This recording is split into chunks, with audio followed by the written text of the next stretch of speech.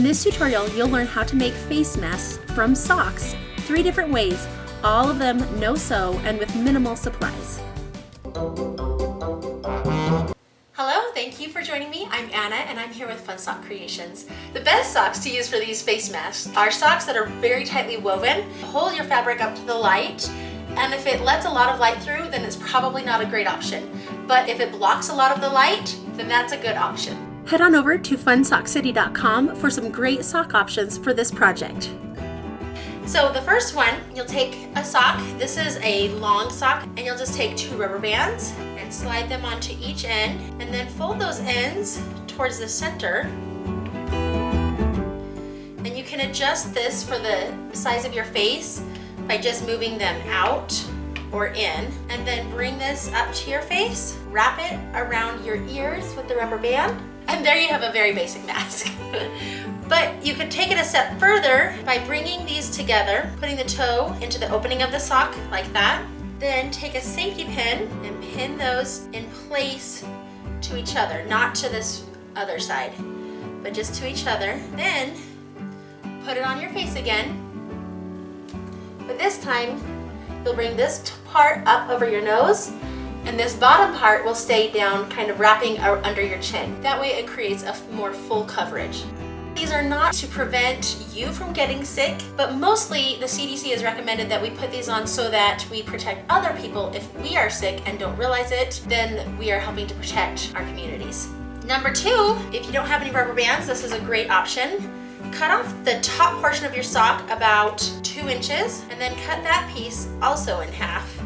So then you end up with 2 sock circles. You're basically gonna do the same thing. Put that, it acts as the rubber band, put that one on to the other side, and then just bring it into place. You can leave it like that, or find where the sizing is good. I think I need mine a little bit smaller. You want it to be snug, but not too snug. Then leaving about 1 inch past where it loops around, cut off the rest, then pin this in place and the other side in place. So now it's looking like that. Then in this middle portion of the sock right here, separate the front of the mask from the back of the mask, and you're going to just make a cut across the mask to about where you pinned the sides. Then take your paper towel, stick that right in there, then place it over your mouth and your nose. But this time, you're gonna pull that top cut portion over your nose and then the bottom portion under your chin. Again, you have that full coverage. Now for the last one, if you have just a small sock, you'll take it and find the heel and fold it in half this way so that the heel's on the bottom, and then you're gonna just cut across the top of the sock. Then cut off the toe of the sock.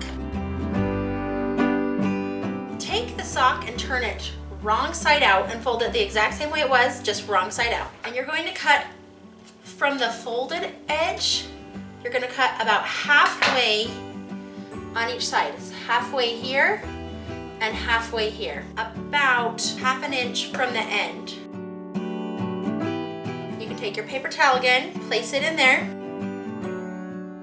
fold in the top right here, and then do the bottom. Again, you have nice full coverage, and this one you didn't need anything extra. You don't even have to have the paper towel, it's just one more layer of protection. When you go to remove the mask, you want to grab it by the ear straps from off of your face. And then try not to touch this outer portion because that's the portion that has been exposed to the most germs in the air. So if it does have the virus on it, that's the most likely spot for it to be. And you should wash your mask as frequently as possible. And that's it, 3 easy ways to make a mask.